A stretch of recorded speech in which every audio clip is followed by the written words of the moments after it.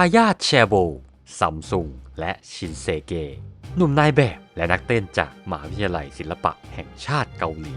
สาวนักเต้นสัญชาติโคเรียนอเมริกันแรปเปอร์อดีตเด็กฝึกเทรนนีเอและมักเน่น้องเล็กผู้เกือบเดบิวต์กับ i-LIT นี่คือการรวมตัวของเด็กฝึกระดับ Avengers ในนามโคเอ็ดกรุ๊ปวงชายหญิงวงใหม่ All Day Project จากค่าย The Black Label เรื่องราวของวงนี้และสมาชิกวงจะมีใครบ้างนั้นไปดูกันเลย แต่ก่อนจะไปรับชมก็อย่าลืมกด Subscribe และกดกระดิ่งแจ้งเตือนจะได้ไม่พลาดคลิปใหม่ๆจากช่องโอติงนะครับเรื่องราวของ All Day Projectเริ่มต้นขึ้นในวันที่ 6 มิถุนายน 2025 ที่ได้มีรายงานข่าวว่า The Black Label กำลังเตรียมเดบิวต์ศิลปินกลุ่มชายหญิงที่ได้เท็ดดี้พาร์คมานั่งแทนเป็นโปรดิวเซอร์เองเช่นเดิมซึ่งในวันเดียวกันก็มีการเปิดเผยว่าอียองซอเด็กฝึกที่ได้คะแนนโหวตอันดับ 2 ของรายการ Are You Next และเกือบได้เดบิวต์เป็นสมาชิกของวง i-LIT ได้เซ็นสัญญากับ The Black Label โดยคาดว่าจะได้เปิดตัวเดบิวต์กับวงใหม่นี้ก่อนที่ต่อมาวันที่ 9 มิถุนายน The Black Label ก็ได้เปิดบัญชีโซเชียลอย่างเป็นทางการของ All Day Project เพราะก็ได้วางกำหนดการเดบิวต์ในวันที่ 23 มิถุนายนสมาชิกทั้ง 5 คนได้รับการเปิดเผยตัวตนผ่านบัญชี Instagram ส่วนตัวของตัวเองโดยจะประกอบไปด้วยยองซอแอนนี่เบลลี่อูชานและทาซานซึ่งทางวงก็ได้ระบุคอนเซปต์ของวงใจความแปลเป็นไทยได้ว่า All Day Project คือผลงานการร่วมมือสุดพิเศษของ 5 ศิลปินที่ไม่มีใครเหมือนทุกคนได้รับการยอมรับในสาขาที่ตัวเองถนัดพวกเขาและเธอ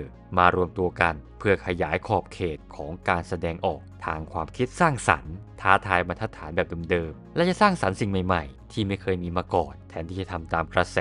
พวกเขากลับสร้างเส้นทางเดินของตัวเองอย่างกล้าหาญโดดเด่นและไม่มีประนีประนอมโดยดนตรีที่ซับซ้อนภาพที่สวยงามและส่งต่อข้อความที่ทรงพลัง All Day Project ได้ก้าวข้ามขีดจำกัดของค่ายเพลงและท้าทายความคาดหวังไม่ใช่แค่ช่วงเวลาอันสั้นแต่เป็นพลังเหนือการเวลาของงานศิลปะโดยก่อนจะเดบิวต์อย่างเป็นทางการในวันที่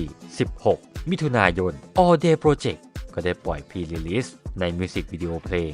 Famous ออกมาก่อน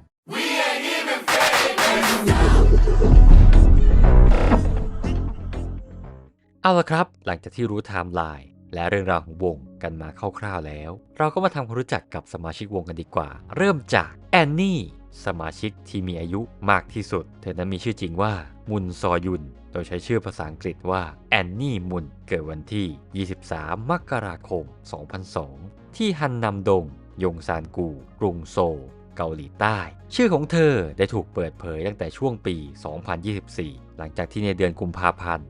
2024 มีการเผยแพร่รูปถ่ายของเด็กฝึกจากค่าย The Black Label ที่คาดว่าจะได้เดบิวต์ในปีเดียวกันนั้นซึ่งในรูปนี้ก็มีแอนนี่และสมาชิกคนอื่นที่มีข่าวลือในวงเกิร์ลกรุ๊ปนี้ด้วยโดยภูมิหลังของเธอก็ถูกพูดถึงในโลกออนไลน์เพราะดีกรีของเธอนั้นไม่ธรรมดาแอนนี่เป็นทายาทรุ่นที่ 4 ของตระกูลซัมซุงและเป็นทายาทรุ่นที่ 3 ของตระกูลเจ้าของชินเซเกะกรุ๊ปที่มีธุรกิจเครือห้างสรรพสินค้าชื่อดังแอนนี่มูนมีศักดิ์เป็นหลานสาวของจองแจอึนประธานกิตติมศักดิ์ของชินเซเกะกรุ๊ปกับอีมยองฮีประธานเจ้าหน้าที่บริหารชินเซเกะกรุ๊ปคนปัจจุบันซึ่งประธานอีมยองฮีคุณยายของเธอเป็นลูกสาวของอีบยองชอลผู้ก่อตั้งซัมซุงส่วนคุณแม่ของแอนนี่จองยูคยองเป็นลูกสาวคนโตของจองแจอึนกับอีมยองฮีปัจจุบันดำรงตำแหน่งเป็นประธานบริษัทชินเซเกะคอร์ปอเรชั่นส่วนคุณพ่อของเธอมุนซองอุกดำรงตำแหน่งเป็นรองประธานชินเซเกะอินเตอร์เนชั่นแนล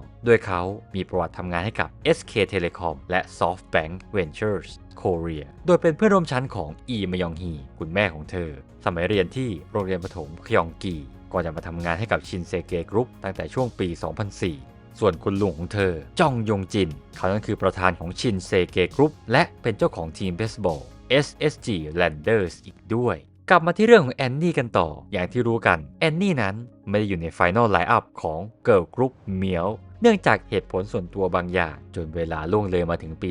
2025 เธอก็ได้ถูกเปิดตัวในฐานะสมาชิกของ All Day Project เส้นทางของเธอในการตามฝันเป็นศิลปินไอดอลก็ไม่ได้ง่ายอย่างที่คิดเอาไว้ด้วยความที่เกิดในครอบครัวนักธุรกิจหลายคนอาจจะคิดว่าการได้เป็นนักร้องคงไม่ใช่เรื่องยากแต่แอนนี่ต้องผ่านช่วงเวลาที่ยากลำบากมาเช่นกันเธอเริ่มใฝ่ฝันอยากเป็นศิลปินนักร้องตอนอายุได้ 7 ขวบหลังจากได้รับชมมิวสิกวิดีโอเพลง Lollipop ของ Big Bang และ 2NE1 จากนั้นเธอก็ได้ไปเรียนเต้นด้วยการไปเรียนที่สตูดิโอสอนเต้นและไปฝึกซ้อมเต้นในช่วงที่เรียนหนังสืออยู่สำหรับประวัติการศึกษาเธอเริ่มศึกษาที่โรงเรียนประถมคยองกีโซลโรงเรียนเอกชนที่คุณแม่จองยูคยองและคุณพ่อมุนซองอุรวมถึงคุณลุงจองยงจินและบรรดาลูกพี่ลูกน้องอีแจยองอีบูจินและอีซอฮยันต่างเรียนจบจากที่นี่ก่อนที่ได้ไปศึกษาต่อที่ยงซาน International School of Seoul แม้ว่าครอบครัวของเธอจะคัดค้านความฝันที่จะเป็นนักร้องแต่เธอก็ไม่ยอมแพ้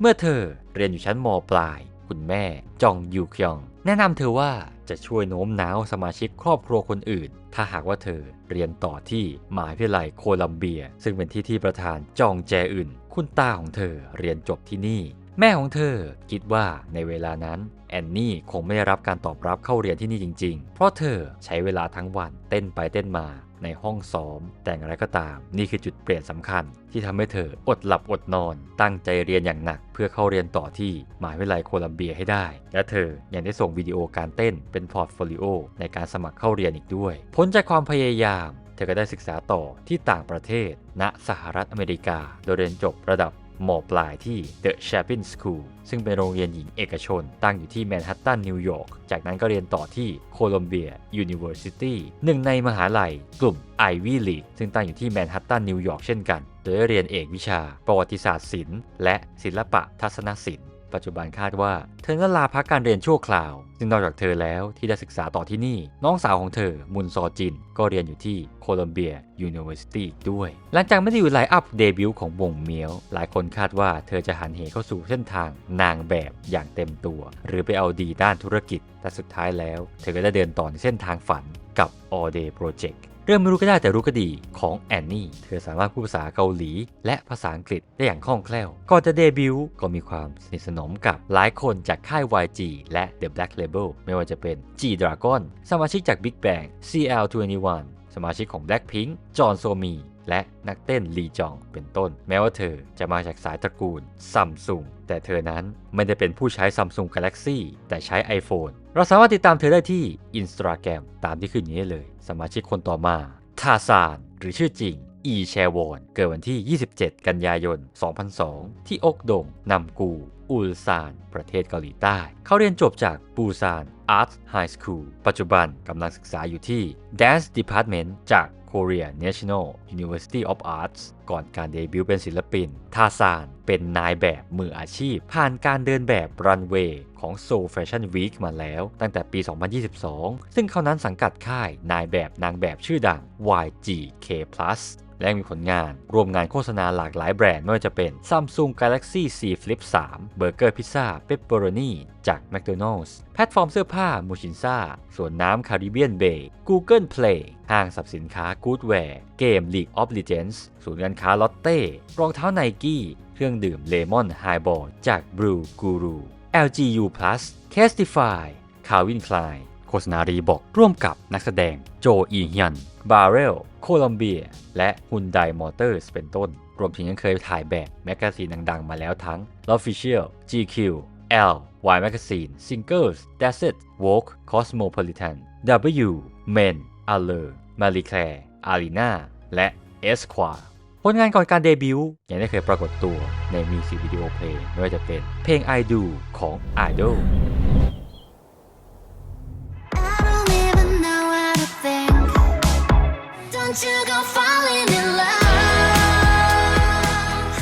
เพลง Supernatural ของ New Jeans เป็นต้น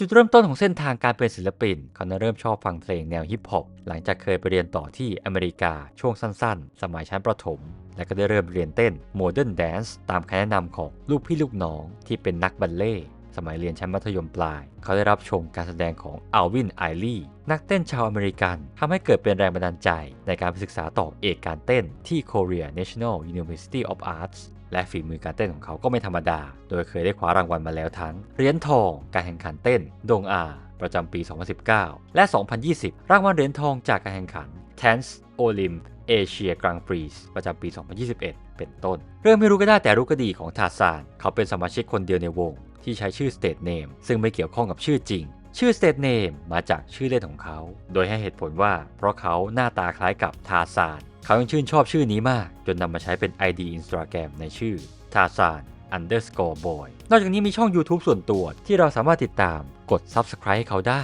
สมาชิกคนต่อมาเบลลี่หรือชื่อจริงเบลลี่ดรูซ็อกเธอมีชื่อเกาหลีว่าซ็อกยูจินเกิดวันที่ 24 กุมภาพันธ์ 2004 ที่แคลิฟอร์เนียสหรัฐอเมริกาเบลลี่เกิดที่อเมริกาจึงได้ถือ2 สัญชาติโดยเธอเริ่มต้นจากการทำงานเป็นนักเต้นนักออกแบบท่าเต้นและครูสอนเต้นมืออาชีพในประเทศอเมริกาและเริ่มทำงานในวงการ K-POP เมื่ออายุ 14 ปีที่เธอได้ออกแบบท่าเต้นให้เพลง K-POP ผลงานก็มีมาแล้วหลายเพลงโดยส่วนใหญ่ออกแบบท่าเต้นให้กับศิลปินค่าย SM ผลงานของเธอที่เรารวบรวมมาได้เช่น Pop Star ของ KDA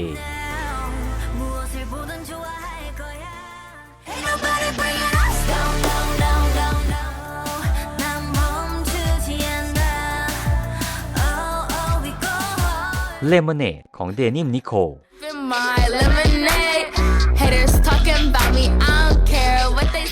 เพลง Psycho จาก Red Velvet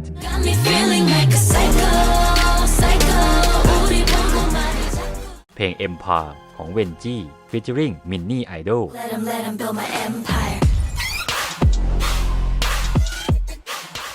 เพลง Idea ของ Taemin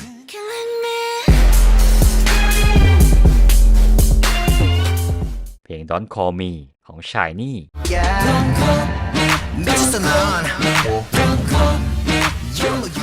เพลง Savage ของ aespa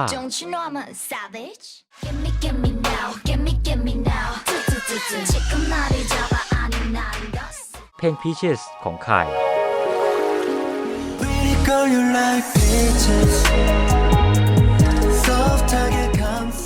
เพลง Illusion ของ aespa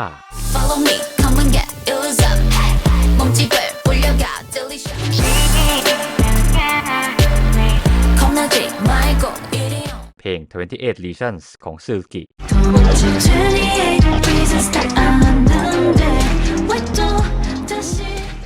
เพลง Spicy ของ aespa You want my A to the Z, but you won't. Tell me what you see when you look at me. Cause I am a 10 out of 10, honestly. 기세가 다른 move. และผลงานร่วมออกแบบท่าเต้นในเพลง Knock Knock Who's There ของ Red Velvet ที่ใช้ในงาน 2024 Red Velvet Fan Contour Yeah! Knock knock, open up the door. 벗어날 수 Devil, angel, knock knock, who's there?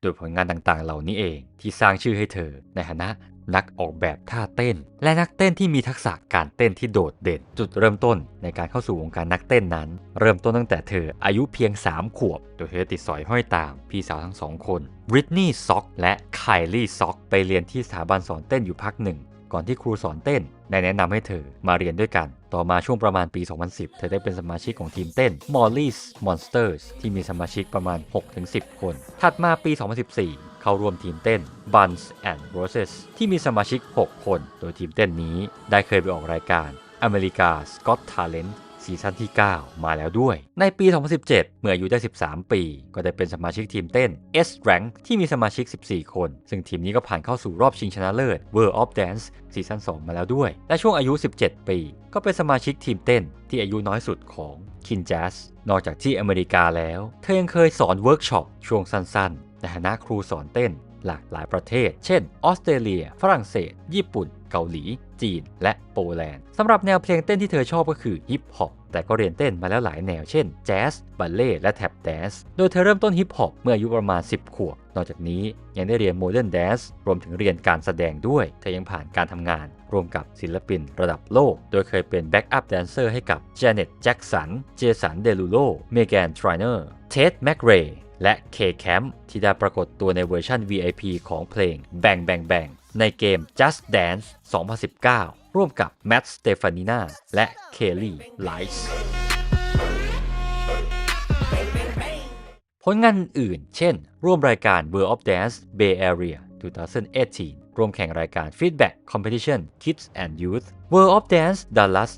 2019 World of Dance New York 2019 และในปี 2020 ปรากฏตัวในทีมดูโอชื่อ Bailey and Kida ใน World of Dance ซีซั่น 4 ก่อนจะเข้าสู่รอบรองชนะเลิศในรุ่นจูเนียร์และจบอันดับที่ 6 คะแนนรวมรุ่นจูเนียร์และก็ยังมีผลงานโฆษณากางเกงยีนส์ American Eagles Outfitter เสื้อผ้า Nike K-Park on Roblox Spotify Samsung Givenchy Yves Saint Laurent Ray-Ban ผลงานด้านการแส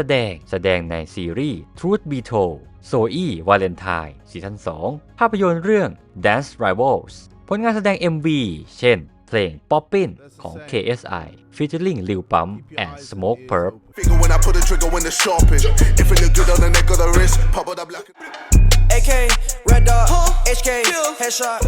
MV เพลง She's All I Wanna Be ของ Tate McRae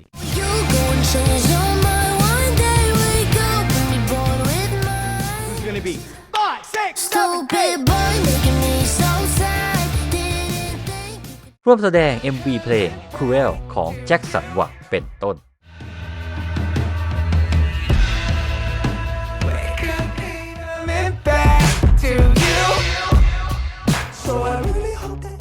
สำหรับเส้นทางในวงการ K-POP คาดว่าเธอนั้นเริ่มเป็นเด็กฝึกที่ The Black Label ช่วงประมาณปี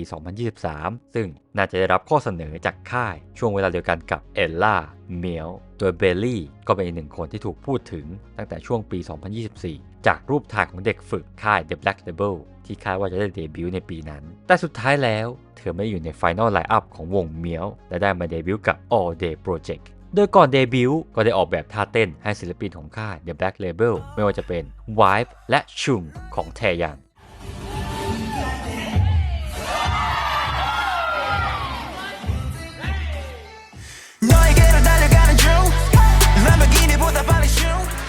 เพลงกึมของจอห์นโซมี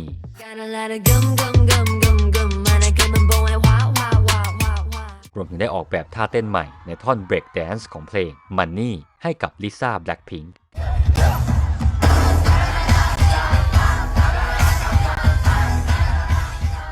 ร่วมออกแบบท่าเต้นเพลงเมียวและ Body ของวงเมียว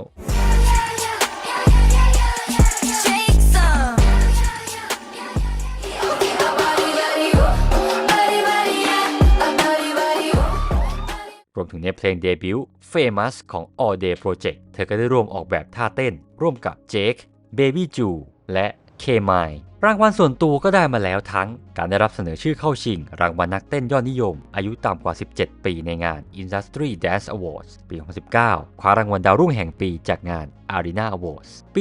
2022 ได้รับการเสนอชื่อเข้าชิงรางวัล World Choreography Awards ในประเภท Digital Content Independent สำหรับผลงานออกแบบท่าเต้น Somebody That I Used to Know ปี 2023 คว้ารางวัล Dance Creator of the Year จากงาน Adweek Creator Visionary Awardsเรื่องไม่รู้ก็ได้แต่รู้ก็ดีของเบลลี่ในบทสัมภาษณ์เธอบอกว่าเธอภูมิใจที่เป็นคนเกาหลีและเป็นคนอเมริกันเชื้อสายเอเชียวัฒนธรรมเกาหลีนั้นเป็นส่วนสำคัญในตัวตนของเธอและเธอยังรัก Korean culture อีกด้วยเบลลี่ได้เริ่มออกแบบท่าเต้นให้กับวง K-POP อย่างเป็นทางการเมื่ออายุได้ 15 ปีในเพลง Psycho ของ Red Velvet โดยท่าเต้นเพลง K-POP เพลงนี้คือท่าเต้นที่เธอนั้นภูมิใจมากที่สุดศิลปินที่สร้างแรงบันดาลใจให้กับเธอก็คือบียอนเซ่เบลลี่เรียนเล่นกอล์ฟกับพี่สาวตั้งแต่อายุได้5 ขวบและก็ชอบตีกอล์ฟมากเธอบอกว่าจุดร่วมของการเต้นกับกีฬากอล์ฟก็คือทั้ง2 อย่างไม่สามารถทำได้ดีอย่างสมบูรณ์แบบต้องฝึกซ้อมและเอาชนะให้ได้ในทุกวันทั้ง2 อย่างเปรียบเหมือนชีวิตของเธอจึงใช้เวลาส่วนใหญ่กับการเต้น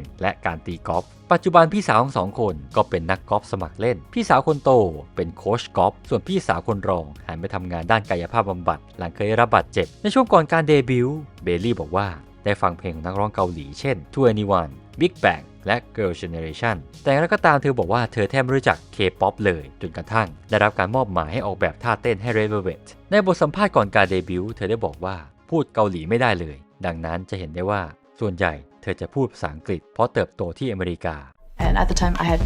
no knowledge of K-pop. Just a couple groups that I know. เมื่อเธอได้ไปเกาหลีและเป็นครูสอนเต้นในคลาสของเธอสอนแบบภาษาอังกฤษ 100% แม้จะเป็นนักเรียนชาวเกาหลีก็ตามแต่ปัจจุบันเธอเรียนเพิ่มเติมและอ่านเขียนพูดได้ในระดับพื้นฐาน 그냥 너무 행복하고 그냥 재밌고. It's pretty simple. คุณแม่ของเธอเคยเข้าร่วมการประกวด Miss Korea มาแล้วด้วยเบลลี่ถือว่าเป็นอินฟลูเอนเซอร์ครีเอเตอร์ที่มีชื่อเสียงตั้งแต่ก่อนเดบิวต์โดยปัจจุบันก็มีผู้ติดตามใน Instagram 2 ล้าน followers และผู้ติดตามบน TikTok เกินกว่า 2 ล้าน followers นอกจากนี้ยังมีช่อง YouTube ที่อัปโหลดวิดีโอ Dance Challenge Q&A และ Vlog แต่ปัจจุบันวิดีโอทั้งหมดนั้นถูกตั้งเป็นแบบ private สมาชิกคนต่อมาอูชานหรือชื่อจริงโจอูชานเกิดวันที่ 20 มกราคม 2005 ที่ชินบงดง ซูจีกู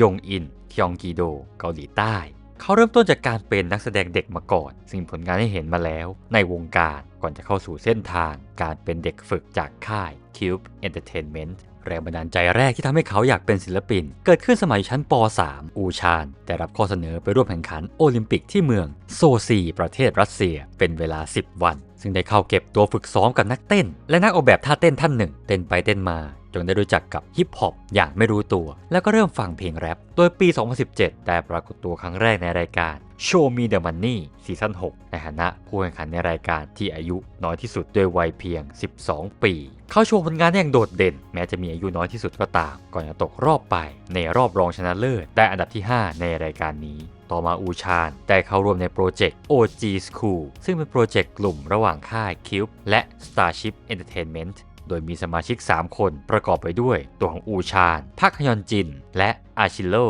ซึ่งเป็นเด็กฝึกของ Starship โดยพวกเขาได้ปล่อยซิงเกิล OGC เมื่อวันที่ 5 มกราคม 2018 하고 싶으면 해도 돼 근데 꼭 하나만 물을게 너는 뭐 있었는 나이 때 너는 뭐 있었는 나이 때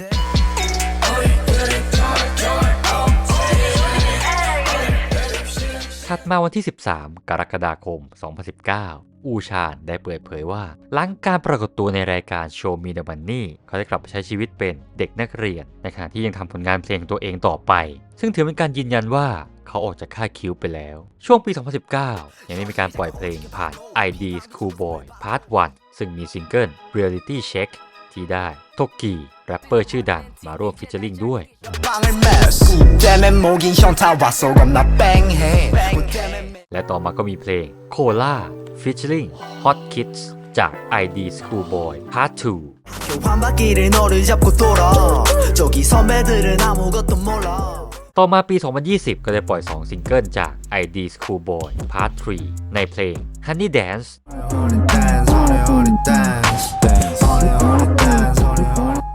และอีกหนึ่งเพลงคือ Inverse featuring Big Naughty time 지금 바로 딱이야 Let's go party 별로 놓을 것도 없지만 ต่อมาในวันที่ 8 มกราคม 2022 ก็มีการเปิดเผยว่าอูชานเป็นหนึ่งในสมาชิกของ Trainee A จากค่าย Big Hit Music ในเครือ Hype Labels ซึ่งมีกำหนดการเดบิวต์ช่วงปี 2023 แต่ทว่าการเดบิวต์ครั้งนี้ถูกยกเลิกไปในช่วงเดือนธันวาคม 2022 เวลาต่อมาเขาจึงได้กลายเป็นเด็กฝึกของค่าย The Black Label และวันที่ 13 เมษายน 2024 ก็ได้ปล่อยมินิอัลบั้มเดี่ยวในชื่อ Blank โดยมีเพลงไตเติ้ลคือ Rage featuring Kid Milli I'm too hot didn't catch I'm going loco How my identity Rage show me all the rage rage rage rage all the fucking rage rage เพลงในอัลบั้มนี้ได้ทำงานร่วมกับโปรดิวเซอร์ของค่าย The Black Label ก่อนที่เวลาต่อมาเขาจะได้เป็นหนึ่งในสมาชิกของ All Day Project ผลงานอื่นๆก่อนการเดบิวต์ของเขาเช่นปรากฏตัวใน MV เพลง Young ของสมาชิก Pentagon ปรากฏตัวใน MV เพลง Jelly ของจอห์นโซยอนเล่น MV เพลง Move On ของ Palo Alto 그의 나에겐 그만 move on ผลงานออกรายการอื่นเช่นปี 2018 ได้ออกรายการ Show Me the Money ซีซั่น 7 ปี 2019 ออกรายการ Flex Zone ร่วมกับ Hot Kids ปี 2019 ก่อรายการ Show Me the Play ทางช่อง TVN และในปี 2020 ได้เข้าร่วมรายการ Do You Know Hip Hop ทางช่อง Mnet โดยร่วมทีมกับ Wonson และ45 RPM ก่อนที่จะคว้ารางวัลชนะเลิศด้วยคะแนน 94 จาก 100 คะแนนเต็มคว้ารางวัลมูลค่า 10 ล้านวอนไปครองได้ซึ่งส่วนสำคัญก็มาจากการนำเพลงเวฟของเขามาทำใหม่ปี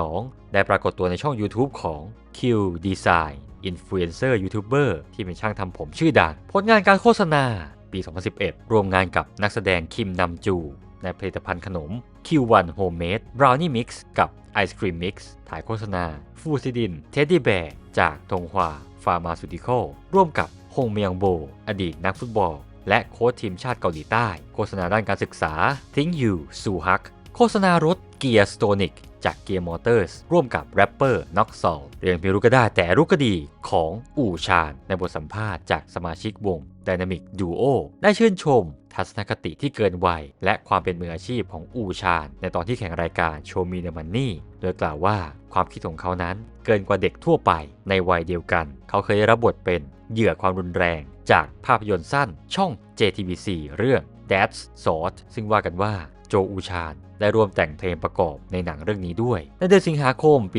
2018 เขาเคยเปิดเผยว่ากำลังอยู่ที่ลอสแองเจลิสเขาเคยได้รับเลือกให้เป็นประธานนักเรียนและเข้าร่วมกิจกรรมสภานักเรียนสมัยเรียนประถมที่โรงเรียนประถมศึกษาชีเนลก่อนจะไปเรียนต่อที่โรงเรียนมัธยมต้นฮงชอนและโรงเรียนมัธยมปลายซองบกตามลำดับแต่เขาเลือกย้ายเรียนกลางคันไปที่ฮันลิมมัลติอาร์ตสคูลจนจบระดับม.ปลายที่นี่ปัจจุบันกำลังศึกษาอยู่ที่เอกดนตรีประยุกต์ภาควิชาศิลปะการแสดงมหาวิทยาลัยฮงอีกเราสามารถติดตามอูชานกันได้ทาง IG และช่อง YouTube ที่กำลังขึ้นอยู่นี้ได้เลยปิดท้ายกันด้วยน้องเล็กมักเน่ของวงยองซอหรือชื่อจริงอียองซอเธอเกิดวันที่ 13 พฤศจิกายน 2005 ยองซอเป็นเด็กที่มีความฝันอยากจะเป็นไอดอลทั้งแม่และพ่อเปิดเพลงในบ้านตลอดฟังเพลงกันเยอะมากเปิดเพลงฟังกันไม่หยุดจนยองซอร้องตามและเต้นตามตลอดยองซอได้รับการทาบทามจากแมวมองโดยการแคสติ้งข้างถนนตอนที่เธอนั้นอยู่ชั้นประถมเมื่อยองซอได้อยู่ชั้นประถม 6 เธอเคยสมัครเข้าร่วมออดิชั่นการแสดงในซีรีส์ Super Interest 왜 나만 덕선이냐고. 언니는 보라고. 얘는 노을인데. 왜 나만 성덕선이야. เธอเคยผ่านเข้ารอบสุดท้ายของการประกวด CJ Kids Creator Selection Contest ครั้งที่ 3 โดยประกวดภายใต้ชื่อ Stage Name ว่า Cherry Jamong หรือ Cherry Grapefruit 체리 자몽입니다. เมื่อช่วงประมาณปี 2019 เธอเข้าเป็นเด็กฝึกที่ค่าย Source Music ซึ่งต่อมากลายเป็นบริษัทลูกในเครือของ Hype Labels และต่อมาเธอก็ย้ายมาอยู่ที่ค่าย B-Lift Lab โดยเธอใช้เวลาเป็นเด็กฝึกราวๆ 4-5 ปี ซึ่งถือว่าเป็นเด็กฝึกตั้งแต่ปีแรกของโรงเรียนมัธยมต้นจนถึงปีที่ 3 ของระดับชั้นม.ปลาย ในช่วงเวลานี้เองที่อียองซอได้ฝึกซ้อมร่วมกับกลุ่มเด็กฝึก Project N Team จำนวนสมาชิก 8-10 คนไม่ว่าจะเป็นคิมมินจีฮันนี่ฟาร์มแดเนียลมาร์ชคังแฮรินอีเฮเยอินซากุระอิมิวที่ปัจจุบันได้เดบิวต์กับเกิร์ลกรุ๊ปญี่ปุ่นมีไอริยูฮันบีนักแสดงเด็กและก็รวมถึงกงยูบินที่ปัจจุบันเดบิวต์กับ Triple S ยองซอได้รับการฝึกฝนกับ Source Music เป็นเวลากว่า 4 ปีแต่ภายหลังจากการเลื่อนโปรเจกต์ด้วยเหตุผลภายในบางอย่างยองซอออกจากค่าย Source Music ในช่วงปี 2022 ต่อมาเด็กฝึกในทีมนี้บางส่วนได้ย้ายมาอยู่กับทางค่าย Adoค่ายย่อยค่ายใหม่ในเครือ Hype ซึ่งมินฮีจินได้รับการแต่งตั้งเป็น CEO ของค่ายและอย่างที่ทุกคนรู้กันมินจีฮันนี่แดเนียลแฮรินและเฮอินได้เดบิวต์เป็นสมาชิกวง New Jeans นั่นเองก่อนที่ในปี 2023 เธอได้ถูกเปิดตัวต่อสาธารณชนในฐานะเด็กฝึกของ B-Lift Lab โดยเมื่อวันที่ 1 มิถุนายนช่อง JTBC และค่าย B-Lift Lab ได้ประกาศว่าพวกเขาเริ่มถ่ายทำรายการ Are You Next รายการ Reality Survival รายการใหม่ที่ทำการค้นหาเกิร์ลกรุ๊ประดับโลกวงใหม่ของค่าย Hype ภายใต้การดูแลของ B-Lift Lab โดยผู้แข่งขันนั้นจะเป็นเด็กฝึก 22 คน มีเด็กฝึก 3 สัญชาติคือเกาหลี ญี่ปุ่น และไทย เด็กฝึกทั้งหมดจะถูกประเมินทั้งหมด 7 รอบ Are You Next เริ่มฉายตอนแรกวันที่ 30 มิถุนายน ก่อนจะมีการแข่งขันจัดอันดับจนเหลือเด็กฝึก 10 คนในรอบสุดท้าย ซึ่งออกอากาศแบบถ่ายทอดสด EP สุดท้ายในวันที่ 1 กันยายน ในรอบที่ 1 Try Out มีการจัดตั้งยูนิตที่มีเด็กฝึก 3-4 คนในแต่ละยูนิต โดยผู้เข้าแข่งขันแต่ละยูนิตจะถูกแบ่งเป็น 3 ระดับหรือเลเวลประกอบไปด้วย High Mid และ Low โดยยองซอได้อยู่ยูนิตทีม I Want ซึ่งประกอบไปด้วยโมกะและโมอาแสดงในเพลง Tomboy ของ Idol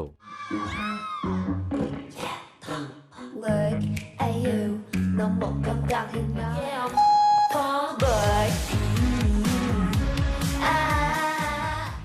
ลการแสดงรอบนี้ยองซอได้ถูกประเมินอยู่ใน High Level รอบที่ 2 Death Match มิชชั่นที่มีการนำเพลงของวง Idol Generation 4 จากค่าย Hype 3 เพลงประกอบไปด้วย Fearless ของ Le Sserafim Attention ของ New Jeans และ Given Taken ของ ENHYPEN และจะมีการสร้างยูนิตขึ้นมา 2 ยูนิตจาก 3 เลเวลโดยยูนิต 2 ยูนิตนี้จะแสดงเพลงเดียวกันยูนิตที่ชนะไปได้จะได้รับคะแนนพิเศษภารกิจในรอบนี้จะเริ่มมีการคัดออกเด็กฝึกระดับ Low Level ยองซอได้อยู่ในทีม High B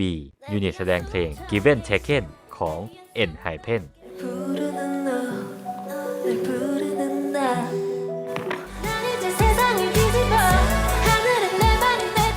คะแนนรวมทีมของเธอเฉือนชนะทีม Low A ไป 5 คะแนนรอบที่ 3 All Rounder มีการแบ่งเป็น 2 ภารกิจประกอบด้วย 1 ยูนิตที่มีเด็กฝึก 7 คน เด็กฝึกทุกคนที่อยู่ใน Low Level ในรอบนี้ 3 คนจะถูกคัดออกรอบที่ 3 ภารกิจแรก Heal Choreo Mission ประกอบไปด้วยซิงเกิลเพลง Four Walls ของ FX ที่มีแฟนๆอยู่ในฉากของมิชชั่นนี้ด้วยซิงเกิลเพลง The Boys ของ Girl Generation จะมีการใช้หมวกเป็นอุปกรณ์ประกอบมิชชั่นและซิงเกิลเพลง Dream of You ของชองฮาที่มีไม้เท้าใช้เป็นอุปกรณ์ประกอบการแสดงยองซอ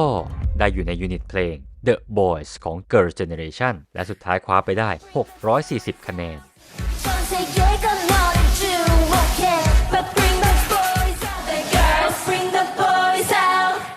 ภารกิจที่ 2 Hip Hop Mission ประกอบไปด้วยการแสดงเพลงฮิปฮอปที่มีเพลงให้เลือกได้แก่ Money ของ Lisa My Back ของ Idol และ Thai Cherry ของ CL ยองซอได้อยู่ยูนิตเพลง Money ของ Lisa I'ma pin myself, I'ma spend it on myself, I'ma drop it like it's pouring. Dollar bills, watch it falling for me. I love the way to feel. Some money, all this pressure on me. เธอมีส่วนสำคัญที่ทำให้ทีมชนะในรอบที่ 3 และไม่ถูกคัดออกจากรายการนี้ โดยจบรอบนี้เธอมีคะแนนรวมสูงสุดเป็นอันดับที่ 1 ของรายการอีกด้วยในรอบที่ 4 The Specialist การประเมินทักษะการร้องและการเต้นโดยเน้นที่จุดแข็งของบรรดาเด็กฝึกถูกแบ่งออกเป็น 2 ทีมนั่นก็คือทีมร้องและทีมเต้นเพื่อแสดงผลงานของตัวเองในยูนิตต่างๆก็ถูกแบ่งเป็น 2 กลุ่มโดยกลุ่มลีดเดอร์ของยูนิตร้องและยูนิตการเต้นจะผลัดกันเลือกตามลำดับ A และ B ยองซอได้เป็นลีดเดอร์ในกลุ่ม Dance Battle ทีมเพลง Bang ของ After School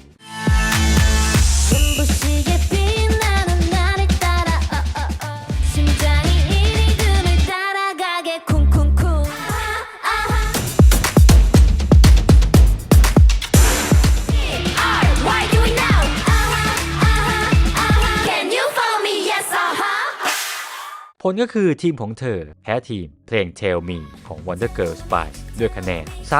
3,897 ต่อ 4,237 ในรอบนี้ GU คว้าอันดับ 1 ในตำแหน่งร้องและยองซอได้อันดับ 1 ในตำแหน่งเต้นโดยเป็น GU ซึ่งถูกคัดเลือกจากกรรมการให้เป็นเด็กฝึกที่ดีที่สุดโดยรวมและได้รับคะแนนไป 50 คะแนนแต่ยองซอก็ยังเข้ารอบที่ 4 ได้เป็นอันดับ 1แม้จะไม่ได้คว้าเบเนฟิตใดๆเลยก็ตามในรอบที่ 5 คอนเซปต์เกมรอบนี้ประกอบไปด้วยภารกิจ 2 มิชชั่นเพื่อทดสอบว่าผู้เข้าแข่งขันในรายการจะเข้าใจเพลงที่มีคอนเซปต์ต่างกันและแสดงออกมาได้ดีแค่ไหนผลลัพธ์สุดท้ายของรอบนี้ประกอบไปด้วย Color Mission 50% และ Black Mission 50% ภารกิจที่ 1 Color Mission ยองซอได้อยู่ใน Green Team แสดงเพลง I Don't Care ของ 2NE1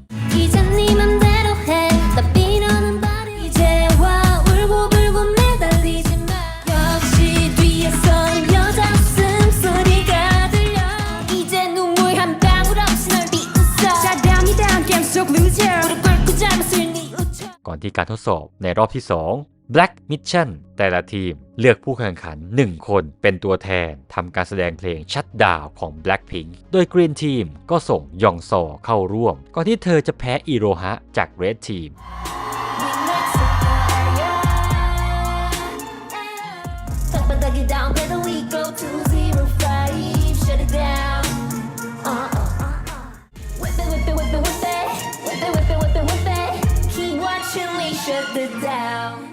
ใน ในการประกาศอันดับจนถึงรอบที่ 5 อิโรฮะอยู่ใน 3 อันดับแรกอย่างต่อเนื่องส่วนยองซอก็ไม่เคยตกไปต่ำกว่าอันดับที่ 5 เลยรอบที่ 6 รอบรองชนะเลิศ Image Training ภารกิจแรกจะมีการแสดงเพลงใหม่ Scrum Aim High และ Pride ตัวยองซอได้แสดงเพลง Pride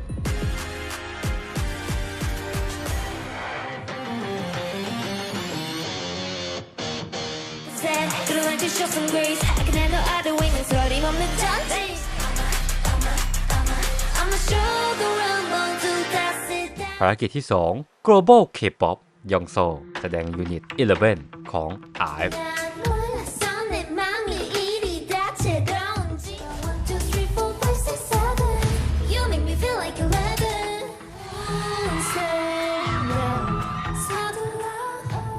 รอบที่ 7 Finish Line มีการแสดงเพลงใหม่คือ Desperate Desperate.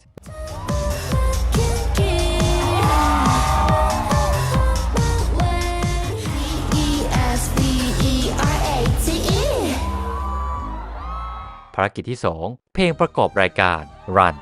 I'm on my way, run again and again. Sing.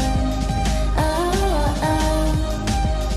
oh. รวมถึง Special Stage Given Taken บวก Fearless บวก Attention Red bird, 초원가는 red bird, 흐르는 피 red bird. 운명의 화살비 속에서 마주한 내 안의 경계선. ในช่วงสุดท้ายของรายการมีการประกาศอันดับผู้เข้าแข่งขันทั้ง 6 คน โดยจะมี 2 คนที่ได้รับเลือกจากคะแนนโหวตผู้ชม และ 4 คนถูกเลือกจากทางค่ายเพลง โดยสาวๆที่ติด 6 อันดับแรกจะได้เดบิวต์ในเกิร์ลกรุ๊ปวงใหม่ ภายใต้การดูแลของ Belief Lab 2 อันดับแรกที่ได้คะแนนสูงสุดได้เดบิวต์ทันทีก็คือ อันดับที่ 1 วอนฮีและอันดับ 2 ยองซอที่ได้รับคะแนน 365,146 คะแนน และอีก 4 คนที่ถูกเลือกจากทางค่าย ได้แก่ มินจู อิโรฮะ ยุนอา และโมกะ นอกจากนี้มีการประกาศว่าเกิร์ลกรุ๊ปวงใหม่นี้มีกำหนดเดบิวต์ในปี 2024 พร้อมกับเปิดบัญชีโซเชียลของวง ในวันเดียวกันนั้นภายใต้ชื่อว่า ILIT ต่อมาวันที่ 8 กันยายน ILIT ได้ปล่อย First Profile Photo ของสมาชิกทั้ง 6 คน ในช่วงเวลานี้พวกเธอยังมีรายการวาไรตี้ทางช่อง YouTube ผ่านรายการชื่อว่า I Like It อีกด้วย สมาชิกวง ILIT ซึ่งก็รวมถึงยองซอมีการอัปเดตข้อความร่วมกับแฟนๆบนแอป Weverse แต่แล้วข้อความ Weverse ของยองซอได้หยุดไปในช่วงกลางเดือนธันวาคม 2023 และที่สำคัญมีเพียงสมาชิก 5 คนไม่รวมยองซอที่ถ่ายทำทีเซอร์การเดบิวต์ในไต้หวันในช่วงต้นเดือนมกราคม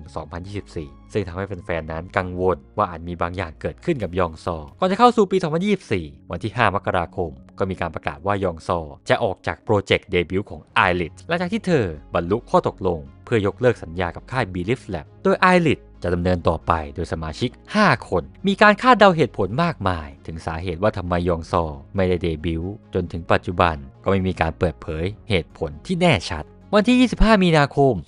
2024 ILIT ก็ได้เดบิวต์ผ่านมินิอัลบั้ม Super Real Me ซึ่งประกอบด้วย 4 เพลงนำเพลงไตเติ้ล Magnetic หลังจากสิ้นสุดสัญญากับ Belief Lab ก็มีข่าวลืออย่างต่อเนื่องว่าขณะนี้ยองซอกำลังฝึกซ้อมกับกลุ่มเดบิวต์ของเอเจนซี่แห่งหนึ่งเช่นมีข่าวลือว่าเธอเป็นเด็กฝึกของ The Black Label และอาจเข้าร่วมเกิร์ลกรุ๊ปวงต่อไปก่อนที่ข่าวลือนี้จะเงียบหายไปหลังจากที่เธอไม่ได้อยู่ในไลน์อัพเดบิวต์ของวงเมียวและมีข่าวลือด้วยว่าเธอจะได้เดบิวต์กับเกิร์ลกรุ๊ปวงใหม่ภายใต้สังกัด High Up Entertainment ท่ามกลางข่าวลือมากมายและด้วยอายุที่เริ่มมากขึ้นเกินกว่ามาตรฐานไอดอลยุคปัจจุบันเธอนั้นเลือกส่งวิดีโอออดิชั่นไปทางค่าย The Black Label เพราะตั้งแต่เด็กก็ชอบเพลงของ The Black Label มาตลอดอยากเข้าร่วมค่ายนี้และถ้าหากได้ทำเพลงก็คิดว่าจะได้ทำเพลงที่ตัวเองชอบจริงๆซึ่งต่อมาเธอก็ผ่านออดิชั่นมาเป็นเด็กฝึกที่ The Black Label จริงๆและได้เปิดตัวเดบิวต์ในฐานะสมาชิกของ All Day Project สิ้นสุดระยะเวลาการเป็นเด็กฝึกกว่า 7 ปียองซอถือว่าเป็นหนึ่งในสมาชิก